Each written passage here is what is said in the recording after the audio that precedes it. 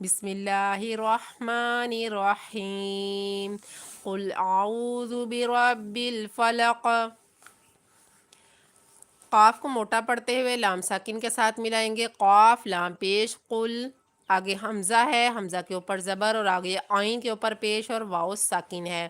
بہت سارے لوگ آؤ پڑھ جاتے ہیں، اعوذ، یعنی عین کو حلق کے درمیان والے حصے سے ادا کرتے ہوئے، یہاں پر واو مدہ ہو رہی ہے تو عین کو ایک الف کی مقدار کھینچتے ہوئے پڑھنا ہے۔ یہ حمزہ ہے، اس کو بغیر کھینچے پڑھنا ہے، اور عین کو ایک الف کی مقدار کھینچتے ہوئے پڑھیں، ذال کو نرمی کے ساتھ پڑھتے ہوئے بغیر کھینچے پڑھنا ہے۔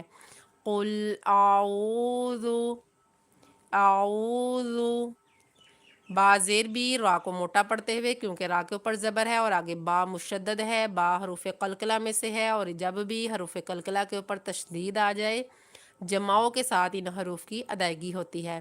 با کو بھی جماؤں کے ساتھ پڑھیں گے، را با زبر رب، با لام زیر بل، بی رب، بربل، را کو پر پڑھتے ہوئے با کو لام ساکن کے ساتھ ملاتے ہوئے، فا زبر فا، لام زبر لا، فا لا، قاف کو موٹا پڑھنا ہے اور یہاں پر جب آیت مکمل ہوگی قاف ساکن ہو جائے گا، قاف کے اندر بھی قلقلہ ہوگا۔